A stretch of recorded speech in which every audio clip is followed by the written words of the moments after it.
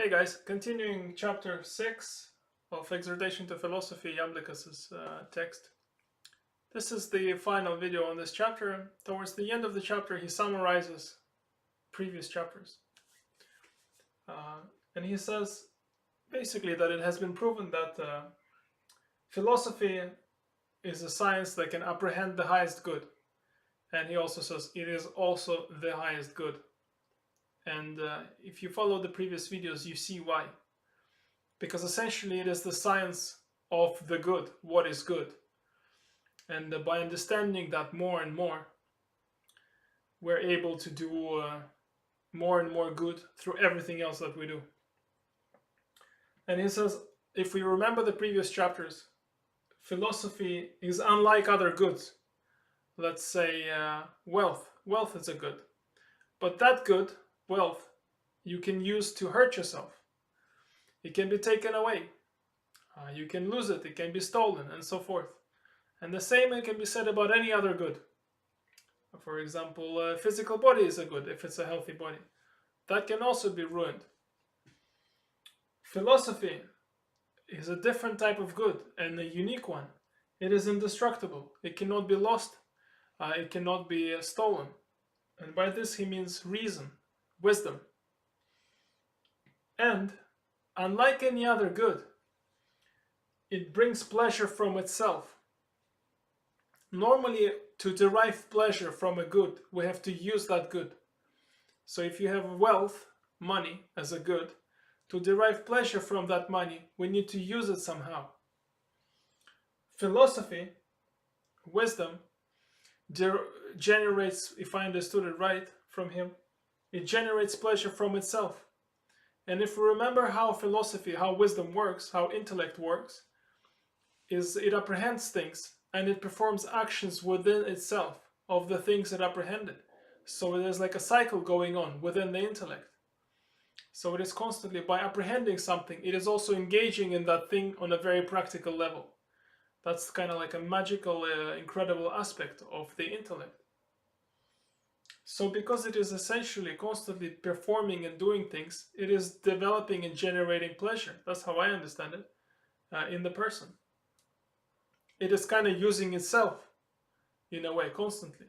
While any other good, wealth, we have to use and apply it to something else. Here, the intellect works within itself on a sort of a cycle. Also, philosophy is a science that makes all other goods good and useful. As I've said already, it's wisdom makes other things good and useful. And it is easier to acquire than other sciences, as has been proven. Why? If you remember my previous videos, from his previous, I think it was in this chapter or in the previous chapter, that argument.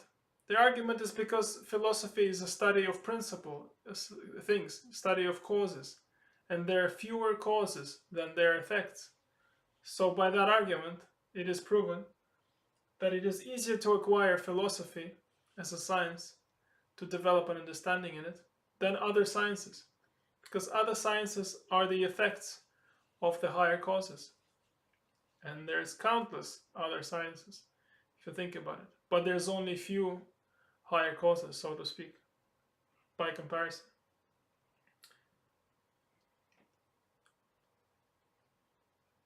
Free from physical limitations. So philosophy is a science that gives us pleasure once you pass the beginning boundary, so to say. There's a lot of people start to study philosophy in a way that is not pleasant. So you have to break it down. This is not him, this is me now saying this. You have to break it down into very small, easy, relaxing chunks. And hopefully these videos do a little bit of that, to make it much easier and more enjoyable. So you can start to derive pleasure from the very beginning.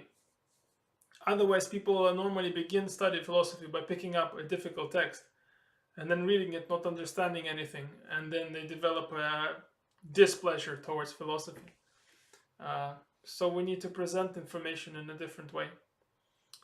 Much easier, much simpler, much more basic. So I'm hoping these videos will help to do that. Uh, and then it's a science that is free from physical limitations. What he means by this, he doesn't use those words exactly. I paraphrase the words.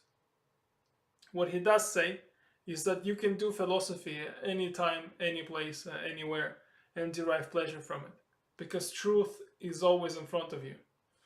So you can engage in perceiving the truth, contemplating it, and getting higher and higher and higher in your mind, and deriving pleasure from that ascent, from contemplations, from seeing what is happening, from becoming wiser and wiser, from observing things and contemplating it, anywhere, anytime.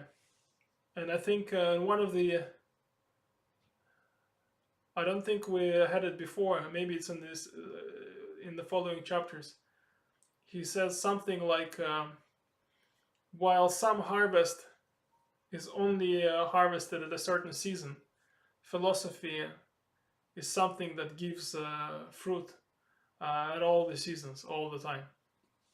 And this is what he, as I understand it, what he means by that. So this is the sum up of previous chapters to this point. That's what he does towards the end, I think, of chapter 6. That's it. Next we'll move on to chapter 7, and I wish you all the best. Bye bye.